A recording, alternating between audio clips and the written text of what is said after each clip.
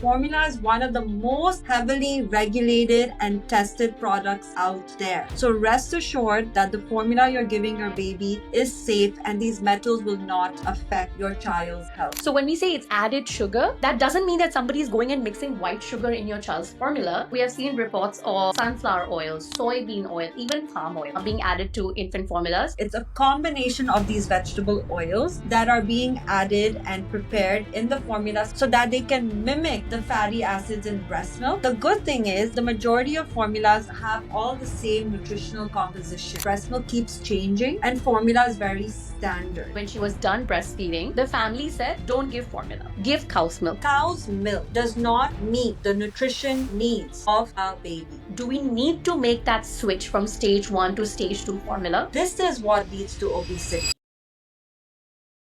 Hey everyone, welcome to another episode of the Modern Indian Parent Podcast, a podcast that is redefining parenting in Indian families. I'm Sanchita Daswani, a pediatric nutritionist. And I'm Rinie Gupta, a pediatric sleep consultant. We release new episodes every Friday to bust myths and help modern Indian parents to own their choices.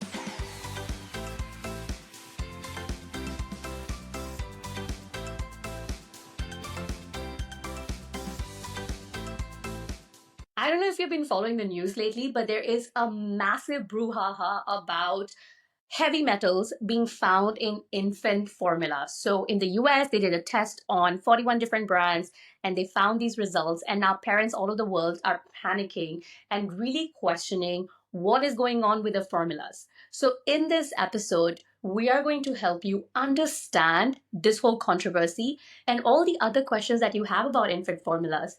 Do they have added sugars? Is it bad for my baby? What about all the oils that are present in the formula? Which is the right one to choose? Can I give cow's milk instead? Today's discussion is very important because when I gave birth, my daughter was 100% exclusively breastfed for the first 3 months.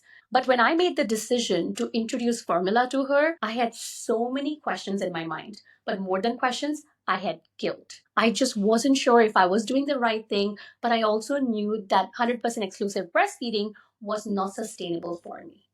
In this episode, we have Sanchita with us, who is a child nutritionist, and she's going to break it down for us exactly what is going on in the formulas, what's the right one that you want to choose for your child, so that you are empowered with the knowledge to make the right decisions and own them. Yeah, Rinie, exactly what you're saying. For my kids, because they were born early and they were in the NICU for a month, I didn't have a choice. The hospital started giving them formula from the beginning. And I remember that I breastfed them most of the time, but they always had that top up of formula because I wasn't producing enough at certain points. And I remember that every time I had a conversation with someone, they'd say, "Oh, how long did you breastfeed for?" And I'd say, yeah, 6 months. And then they were fully on formula. But I remember that feeling inside that you're saying it as though it's a letdown. Sure, Rinie, you've experienced this as well. The amount of clients that I've had that when they fill the form, the first thing when I get on the call with them, they're like, "Oh, we just have to tell you that we are giving formula," or "I wasn't able to breastfeed. Is that okay?" It's almost like this major shame. And the first thing I tell them, it's totally fine. I'm good. It's okay. Let's move on. We don't need to dwell and feel bad about it. And that's why we've been wanting to do this episode for so long, because we don't want people to feel like that. What the worst part is, parents are being gaslit all over the place. I mean, there are so many clickbait headlines in newspapers and on Instagram, and they're talking about all these controversies because that's what gets them the most views on their articles, and there are scared parents everywhere. So let's actually give them evidence-backed, proper information so that they don't feel like swaying with every media outlet's opinion and they have the right facts to make the right choices. But we do want to give a very big disclaimer. This is not an episode to tell you that you should stop breastfeeding or we are anti-breastfeeding in any regard. We are not. Breast milk is very beneficial for the child, and we fully agree with that. And that is something, if that's your choice to breastfeed, then please go ahead and do that. However, this episode is more for parents who are formula feeding or they want to formula feed and they're feeling unsure of their choice. This is the episode for them to get the right information. So let's get right into it. The first question that I really want to get into with Sanchita is about the controversy about heavy metals being found in infant formula. So, Sanchita, we spoke about this study earlier, that there was a study done by the FDA in the US. They tested 41 different formulas and they found traces of lead, arsenic in some of them, and some of them even had like BPA in it. So, can you tell us about this study? Is this something that we need to be scared of when it comes to choosing formulas for our kids? Sure. So when the study happened, they tested all these formulas and they looked for certain levels of all these heavy metals. So the first thing I want to tell parents is that yes, there were certain formulas where there were certain heavy metals found. But what I want parents to understand is that whether it comes to formula or food, there is a certain level of heavy metals, arsenic that is naturally occurring in food products. So it is not something that we can completely avoid. That is going to be there. Number two, the good thing is, yes, they did find certain metals in the formula, but the levels were quite low. All the levels were not in a sense that it would cause any danger to the kids, and it was actually still within the limits. So, parents, don't worry. And the reason all this hype has happened is because, as we know with social media, they like to do this propaganda and say things are bad, but all formulas go through such stringent regulations. So the FDA already is doing a lot of testing to make sure that formula is safe. Formula is one of the most heavily regulated and tested products out there. So rest assured that the formula you're giving your baby is safe and these metals will not affect your child's health. Okay, that gives me so much peace of mind, Sanchita, because I think when you see the words heavy metals and your baby's formula in the same sentence, it's obviously going to cause some panic. But also understanding that it's still very much lower than what's the permissible limit. I was reading some articles about how the heavy metal content, of course, zero is safer, but this is fairly safe as well. And if anything, if you look at the list of the 41 formulas tested, maybe there were a couple of them that had higher levels, but majority of them didn't have it, which actually goes on to tell us that majority of them are actually quite safe. And even the ones that did have those higher levels of heavy metal, what I noticed in that is that they were the ones that were a little bit more processed. They were the gentle formulas which have partially hydrolyzed proteins, or they are the ones that are meant for babies who have like a weaker gut, so they need these special formulas. And invariably, what happens is when you process these formulas more to make it suitable for the child, because they are not able to accept any of the formulas, there's a little bit more room for other heavy metals and things like that to get added in. So when you see that from that perspective, you know that all of them are safe. But if you can avoid and go for a different brand, then why not? Exactly. So even though the US has announced this Operation Stork Speed, that they're going to start investigating all the formulas even more, it's not a state of panic. It's just that they are calling for a bit more regulations, a bit more testing, a bit more transparency in the ingredients, and helping parents have a bit more knowledge of what is in the formula. So don't worry. That's the point I Okay, want to that's make. That's very reassuring. But before this whole study about the heavy metals came out, the previous controversy about infant formulas was about added sugars. So there was again a big hoo-ha on the internet about what are these companies doing? What is the government doing? Why does infant formula have sugar in it? Is this going to cause obesity? Is it going to cause health risks to my child? So can you tell us more about this controversy, that why is it that formula has added sugar in it? So, what we want to understand is that in the first year of life, we've all seen it with our kids. They are growing rapidly. So, in order to fuel that growth, there are certain macronutrients that your baby needs in terms of carbs, protein, and fat. So, when we talk about carbs, one of the main carb sources is sugar because it breaks down into glucose and it gives the body the energy it needs. Now, when it comes to babies, I want everyone to understand that sure, we know that oats are good or that whole wheat has protein and there's all these ingredients. But a baby cannot digest these things. So when you see ingredients in formula, they are not putting it in there for fun or to, for example, save money. Okay, maybe when we do organic, non organic, which we'll talk about later, we can have a chat. But the reason there are certain ingredients in formula is because studies have been done that it is safe for them to digest. So, of course, as parents, when we see the word sugar, we all panic, which is rightly said. But I want parents to understand that sugar is needed so that when babies take it, it breaks down into glucose easily for them so that it can fuel their growth. So, sugar is important in formula. But what type of sugar? So, the number one source of carbs in formula is lactose. So, lactose is what is giving them that energy. And studies have been done, it has been tested, it is safe and easy for majority of babies to digest. Now, when you talk about corn syrup, now we get scared again because we have read how high fructose corn syrup causes cancer and it's in a lot of ice cream and a lot of different ingredients, which we are avoiding fair. But when you look at the corn syrup in formula, it's dehydrated corn syrup. It is a different version. It has been altered so that it is safe and not harmful for the baby to digest. And the good thing is that most regular formulas out there do not have corn syrup.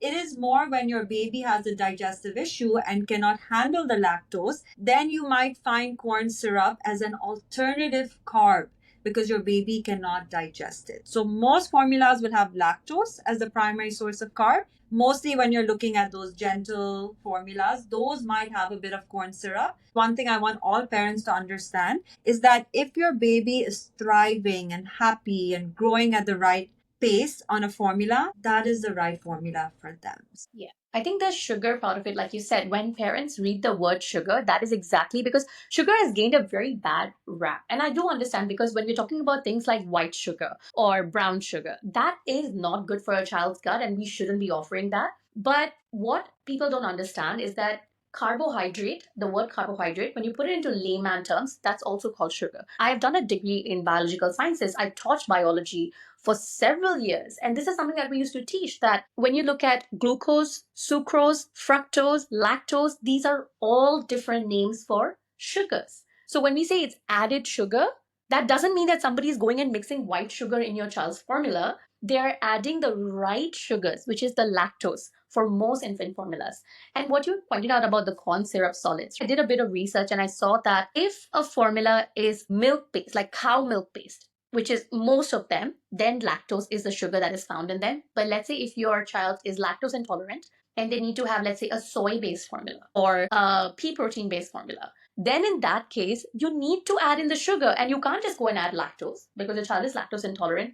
Then what do you add? Then that's when the corn syrup, solids, maltodextrin, and all of these other sugars come in. So it's really important to understand that let's not generalize sugar to just be a bad thing. Babies need sugar for survival and growth. So let's not be like fear mongered by the term sugar. So, Sanchita, the next thing I want to ask you is that besides this whole controversy about heavy metals and about sugars, there's another one about oils. So we have seen reports of sunflower oil, soybean oil, even palm oil being added to infant formulas. And these are oils that we are avoiding in our kitchens because we know that these are inflammatory oils. Then why are they being added to baby formula? Isn't that really bad for them? Sure. And I understand everyone's doubt about this because all my clients have gotten those vegetable oils out of the kitchen. We are using ghee, coconut oil, avocado oil, the right oils. And it's important to again understand, and I'm going to keep repeating this in the episode, that the ingredients are there for a reason.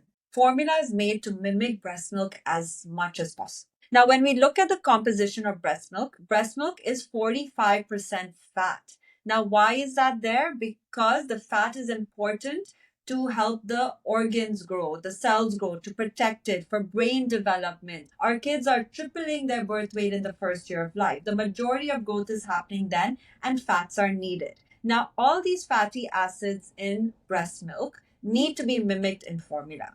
So, how do you mimic it in formula? You need to use these vegetable oils. It's a combination of these vegetable oils that are being added and prepared in the formula specifically so that they can mimic the fatty acids in breast milk so that if your baby is having formula, they get the right amount of omega 6, the right amount of fats to make sure that your child grows at a similar pace of a child who's having breast milk. So, of course, it looks scary, but just know they're not intrinsically inflammatory because of the way it has been prepared and put in formula. It does more good than harm for your baby, because without it, your baby would actually not be able to grow well in the first year of life. Would you say that because of the way these oils have been processed, the inflammatory properties that may be there in this bottle of oil that you use in the kitchen may not be present in like the infant formula? So, what I want to say is that when it comes to the oils, one of the main reasons that they become inflammatory is because of the way we cook them.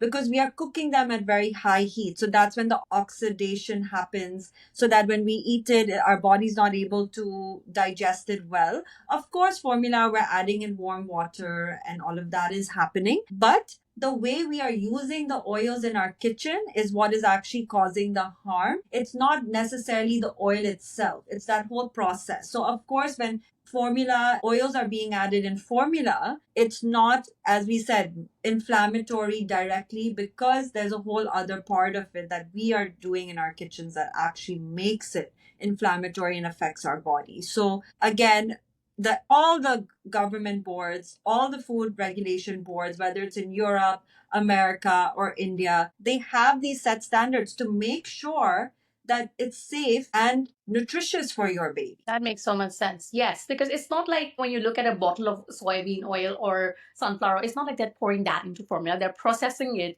to make it appropriate for a baby as young as a newborn baby. So this gives me a lot of peace of mind. The other thing I want to say is, obviously a lot of us get worried about the effect of seed oils on our gut and immunity. So what I want to tell you is that luckily there have been studies that have been done that are showing that the seed oils are actually not harming our kids' gut in a long way. Because I have met a few friends recently who have said that they are worried that these seed oils are what's causing a lot of issues that kids have today. But again, as we discussed, the way it's processed, it's made sure that it doesn't affect them. Okay, that's very reassuring. So I think we have covered the three big things, which is the heavy metals, the sugars, and the seed oils that are being added. But still, as I was very confused as a new mother, and there are a lot of parents out there who are just as confused about what are the things they need to look for in a good formula, because I think every parent strives to provide the best for their child. So, Sanjita, as a child nutritionist, can you tell us that when we are buying formula, what are the things that we need to look for to pick the best one for our kid? Sure. So because formula needs certain amount of nutrition, the good thing is that the majority of formulas have all the same nutritional composition, because they all have that set standards, because you're mimicking breast milk. So for example, all formulas will compose of 45% of carbs, 45% of fats, and then 10% of protein. So that is a general composition. When you look at the back of formula, I don't want you to look at that little chart there, which has the amounts written, because they are all generally the same. Now, what is different between one formula or the other is the ingredients you use. Because obviously, as we spoke about carbs, you can have 4 or 5 different carbs that are safe for babies. You have 4 or 5 different proteins. So it's more about understanding those ingredients and choosing the ones that you feel are best and affordable and make sense for you and the family. And I do want to add that it's not that one formula is better than the other. It's also, we have to understand that every baby is different and a different formula might suit a different baby better depending on so many things. So, number one, what I want to explain is that formula has different ingredients. So, number one, we add the water to it. Then you have your macronutrients that has carbs, protein, fat. Then there's added vitamins and minerals that are needed. And then there are some extras added. So these extras are going to be some DHA, probiotics, which are plus, and then there's organic versus non-organic. So that is a general composition. If you compare this to breast milk, it is similar. The only difference is that breast milk, number one, it changes the composition based on the mom's diet. It also changes based on, of course, if the baby's sick, the body's amazing. They actually produce certain enzymes, hormones, probiotics to help the baby. So the main difference between formula and breast milk is that breast milk keeps changing and formula is very standard. So, of course, in that way, breast milk has a bit of that advantage that it can adjust to your baby's needs. So, Sanchita, as you mentioned, for formula, under the macronutrients, which are the carbohydrates, proteins, and fats, there are different sources that our infant formula could be made of, which is providing the carbohydrate, proteins, and fats. Okay. So, can you tell us which are the best ones that we can look out for to choose the best formula for our child? Sure. So, first, let's talk about carbs. So, when you look at the back, the primary ingredient should be lactose. So, that is the best option because it's the most easily digestible for babies. Now, if your child cannot handle lactose, then you can look at, for example, corn syrup or maltodextrin. Again, don't fear it. It has been processed to be safe and nutritious for your baby, and you need that carb there. Then we move on to protein.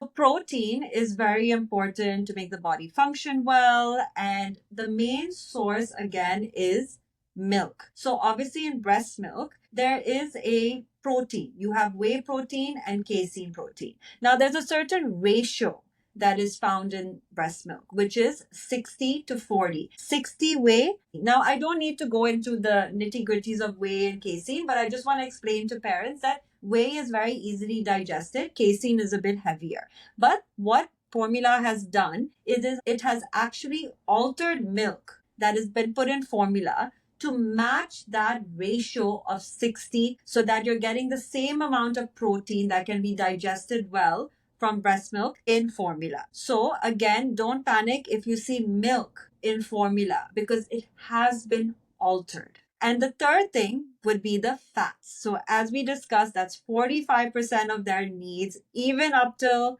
toddlers, kids, we need those good fats. Now, as adults, we know we need those fats as well. And that's when, of course, your oils come in, which is the mix of the vegetable oils. Luckily, a lot of formulas now use coconut oil as well. But if you see the other oils like vegetable oils, it's totally okay. Some studies are showing that palm oil can affect the absorption of calcium. So if you can find a formula that doesn't use palm oil, that would be preferred. But if it has a bit of it, don't worry. There are the other oils to help out as well. But I would say try and look for one that has some coconut oil in it and maybe palm oil more further down in the ingredient list or not there at all. Then the additional benefits I would like to see is if there are certain probiotic strains like Reuteri. There's many different ones as well because the probiotics are just going to help with the digestion. Then we want to look for DHA, so fish oil. So you'll notice a lot of formulas have fish oil in it. Why?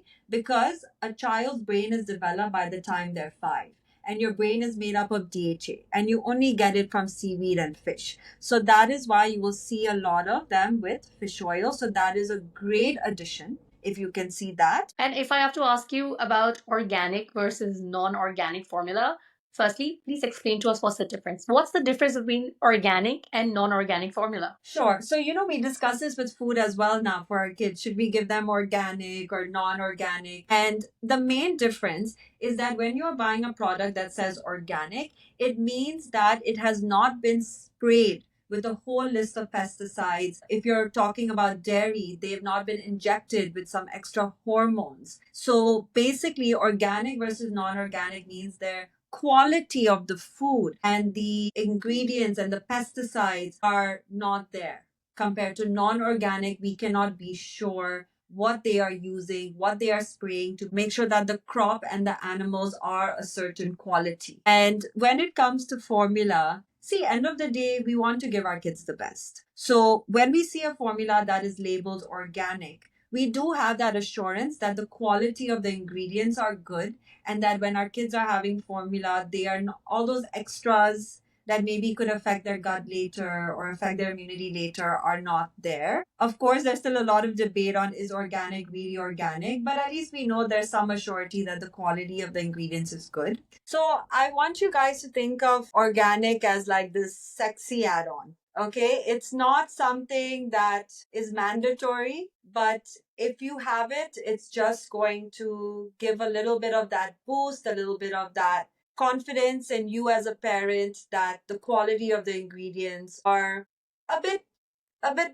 more high quality, if that's what we can call it in terms of organic. Of course. I think, like you said, I love the term. It's just a sexy add on because it really comes back to, I feel, parental values about how they feel about organic versus non organic. I'll tell you personally, I really don't care. I have never bought something organic in my whole life. If anything, I skip over the whole organic fruit section and I just go to the regular one. I'm just like, you know what? I just want to get something regular. And it's not even about the money. It's just about I am not somebody who is very fussed about it. The other thing is that it can be about the money as well, because what I have seen is organic formulas are significantly more expensive than the regular formulas. So if you want to spring for it and you want to, you're okay with that, then sure, go ahead if it agrees with your values. If not, I think it's okay, because at the end of the day, it is me. Every formula, because they're so heavily regulated, like you said, they are meeting the nutritional requirements of the child. So that's what really matters at the end of the day. The one more thing that we see in formulas is that there are these hydrolyzed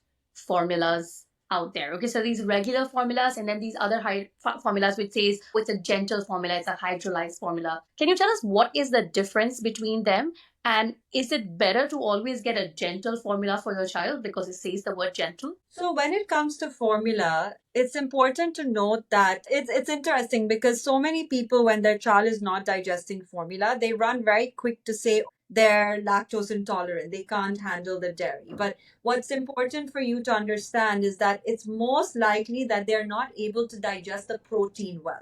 So basically, milk in the formula has protein, right? So obviously that ratio is being done to help make it easier. And some babies just get very gassy or constipated, they're very uncomfortable. So, what is the next best option? So, before you go into many different other formulas, a great option to try is hydrolyzed formula. Now, what is hydrolyzed formula? All they're doing is that protein that is in the formula, they break it down a bit further. So, they make the particles a little bit smaller so that when the baby takes it, it's just kind of starting the digestion process for them so that it can be a little bit easier to digest. Actually, certain pediatricians actually recommend to start with a hydrolyzed formula so that you don't have to go through the whole thing. But remember how we spoke about earlier that a lot of these hydrolyzed or soy formulas, other formulas, what will happen is that then they will also remove that lactose. So then you have that corn syrup coming in. So what I would recommend is start with a regular formula. If your child is having a tough time, don't make any conclusions necessarily unless you see blood in the stool. Then we know it's a cow's milk protein allergy. But if you're just noticing some gas, reflux, spit up, first try a hydrolyzed formula. Let's help them with digestion. You can add in a probiotic as well to just help the child in the process. And then if your child is still not able to handle that, or you've noticed a CMPA, cow's milk protein allergy, then you can move on to your soy formula. See, goat's milk still has lactose. So if you want, you can move from regular, then you can try hydrolyzed, then you can try goat. And if none of those are working, then you can move on to a soy or another formula. So I do understand that there are these, instead of a regular formula, there are these other formulas you can offer. But you mentioned goat milk formula. Is goat milk formula, like, can it be a go-to option as well? Because you said it's easier to digest than a cow milk formula. Yeah, so we have to look at the reality. The reality is, as we were discussing, Winnie, how many of us actually drink goat's milk? How many of us are actually giving our kids goat's milk?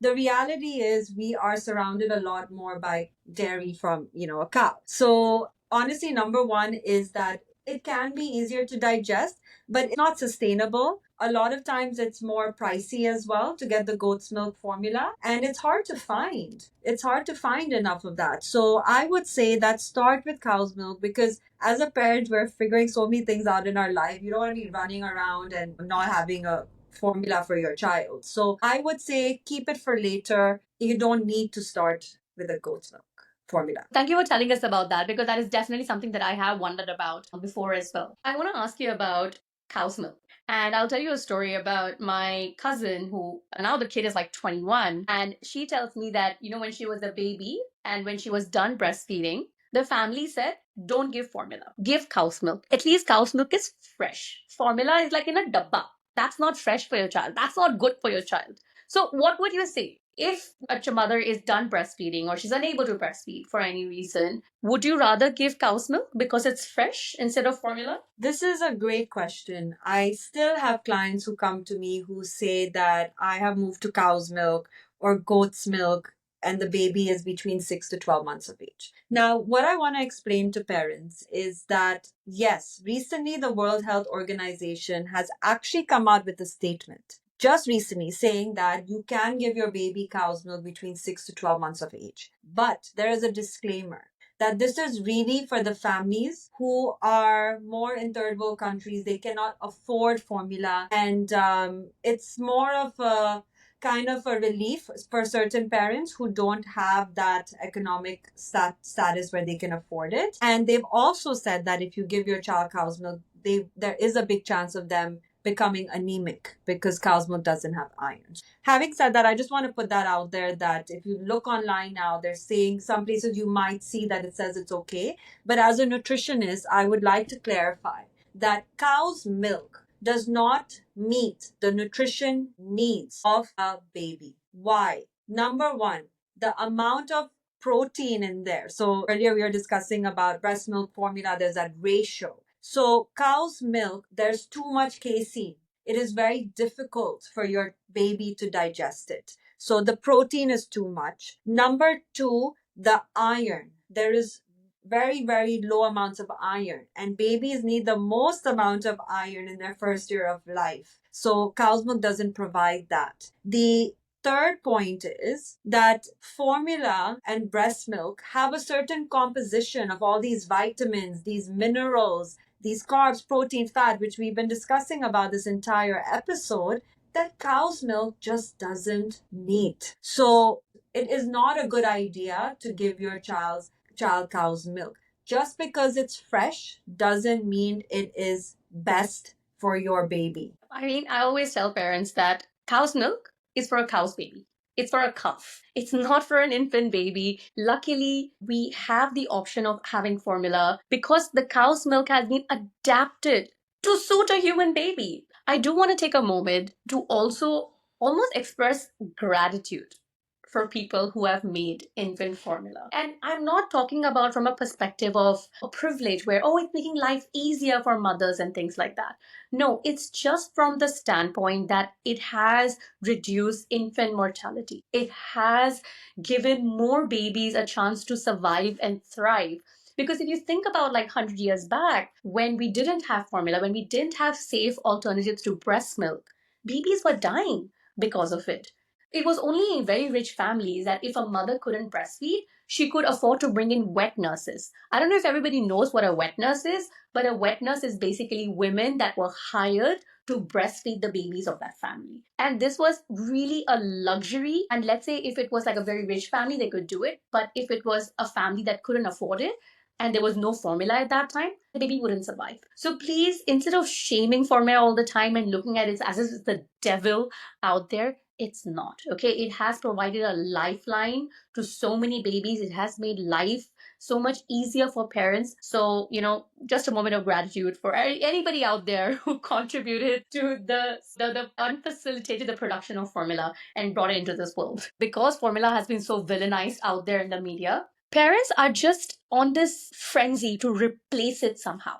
They're just like, okay, if you can't breastfeed, we are not going to give formula and we'll give anything else. And the two big things that parents are trying to replace it with is either they're just trying to give more solids. So they're like, you just give more solids and then, just put them on solids the whole day and they will get the nutrients they need. You don't need to give formula in that case. Or they're coming up with homemade formula recipes. I know that's not very big in India, but I have seen a lot of people, from the US. There are certain homemade formula recipes that are very popular out there, which people are actually preparing and giving.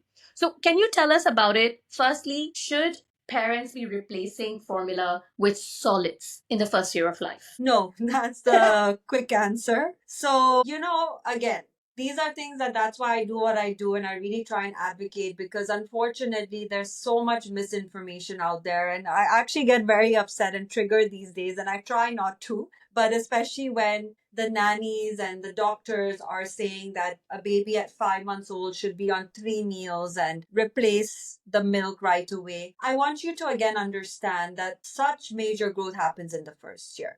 How do you grow? You need a quick, nutrient dense source of calories. And the only way to get that is milk because the volume they need is a lot. And if you start putting pressure on your baby to eat a certain amount of food, too early, too soon, too quickly, it is actually going to harm them because they will not be able to digest it. It can lead to allergies, it can lead to eczema, it can lead to digestion issues. So it's so interesting because a lot of these negative things that have been associated to formula are actually not related to formula, but it's about this obsession of our kids eating a certain amount. And these are the things that have actually led to obesity and issues that our kids have later in life.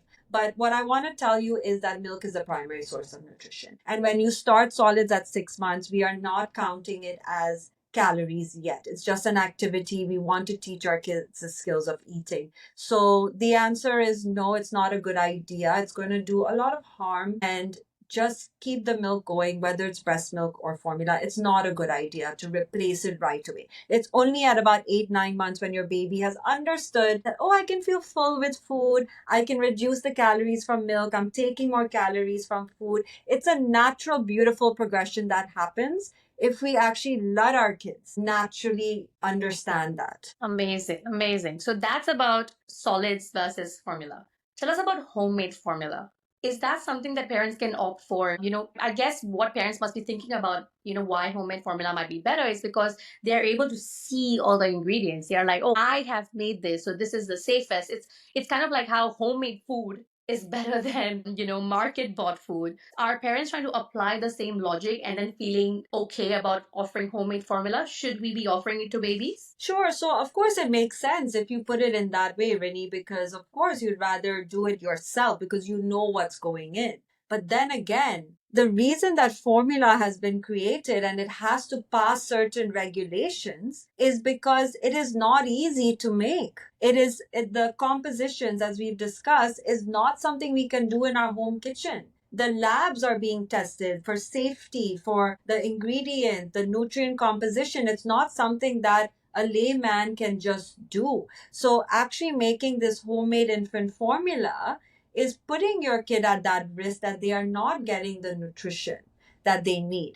And look, end of the day, okay, yes, a packaged food is a packaged food, but you have to look at the purpose of it. Are you going to obsess that it's packaged versus my child in that 4 ounce bottle is getting all the right nutrition to thrive in later life? So, in terms of nutrition, it really doesn't match up as much as you try. That's the fact of it. And I know, Rini, we were discussing earlier about the cleanliness and the safety part of it. With homemade formula, the biggest risk is that it could just be purely dangerous. Even the ingredients that you are putting together, they're also coming from somewhere. Even if you're making it in your home kitchen, and even if you follow the best recipe out there, that recipe has not been tested. These formula that we are going and giving our children, they have gone through clinical trials. They are tested to make sure that they are safe. And we don't want to go and offer something that has not been tested because we don't want to put our child in danger. So, baseline is let's not ever give homemade formulas to our kids. Let's actually trust what these companies and the government is doing to make sure that our child is fed well and actually is safe. Sanchita, the other thing when it comes to formulas is that now we see there are these different stages. I feel like there's just more and more things out there to confuse parents. So I use Similac Advanced with my daughter, and there was stage 1 formula and stage 2 formula. And I got and used stage 1 till she was about 6, 7 months old, and then stage 2 after she turned 7 months old. And I noticed that it was more expensive. I want to ask you, do we need to make that switch from stage 1 to stage 2 formula? And I also want to ask you, there's also a toddler formula available that is for kids that are over the age of 1. Do parents need follow-up formula after the age of 1? This is a great question because just recently I have learned about this. So, stage 1 formula is nutritionally complete till 1 year of age, to put it very simple. Now, around 6 months, a lot of times the doctors will tell you to move to stage 2. What is the difference? It is very minute, but there is a difference. So stage 2 formula has more casein. So it's actually switched from like 60 to 40. So there's more casein. So it does become heavier. So a lot of times when parents switch, they realize their kids are more full as well. And the second main thing is that there's a bit more iron because basically once your baby is 6 months, the iron that they had from the mom's womb is done. So now they need to get additional iron from solids or a lot of parents will start an iron supplement around 6 months because they need 11 mg a day. So those are the two main differences. So honestly, it is actually not needed. If your child is growing well, has doubled their birth weight by 6 months, and if they are going to be on formula, obviously there already is a good amount of iron in it. So I would say you do not need to switch. Another thing is that a lot of these stage 2 formulas are not fully regulated by the government. So then what's happening is, especially stage 3, that toddler formula, that is the one I recommend parents do not give their child, because that is completely not regulated, because the government focuses on infant formulas. So this toddler one that you are giving your child is actually extra sugars. All these extra things are being added so that kids get addicted to it, and they just want to continue having it, and it can actually reduce the amount of food they eat as well. So unless your child is underweight, unless your child has not grown as much as they needed to, you do not need to continue with stage 2, even toddler formula. Please avoid it. This is what leads to obesity. This is what is giving your child the extra calories that they don't need, and all those extra sugars that now their body has till 1 year of age gotten all the extra carbs and all of that. So now post one, we need to change and shift it to food. So I would say stick to stage 1. You don't need to move on to these other ones. They're all marketing gimmicks. And you also notice stage 2 is more expensive. Oh my God, thank you, Sanchita, for enlightening us about this, because, like I said, there's just these so many things out there in the market to confuse parents. And just having the right information that you don't need all these extra stage 2, stage 3, I feel it just gives us more peace of mind, because then there are lesser options that we need to choose from. Another thing that concerns parents is the origin of the formula. So we see in the headlines where it says that American formula is not as good as European formula. Like, I have seen headlines about how Americans have gone out of their way to somehow source for European formula and bring it into their homes. Is there really a very big difference between the American and European formula, or is it just a clickbait myth? So, what I want to say is that they are all generally equivalent.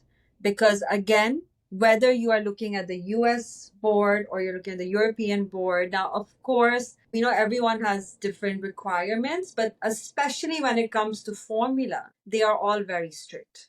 So, when it comes to other food products, that's a whole other discussion. There are obviously discrepancies. But when it comes to formula, they are generally equivalent. Yes, the European board is a little bit more strict in terms of certain use of pesticides and the quality of ingredients. They are a bit more strict. But to be honest, again, as we were talking about earlier, you need to make sure that that formula is accessible. Because if you are getting a formula, like if you are living in the US and you are trying to get a European formula, or if you're living in India and you're trying to get a European formula, you have to make sure that availability is there and you can get access to it right away. Number two, again, the price. Obviously, the price will be a lot more.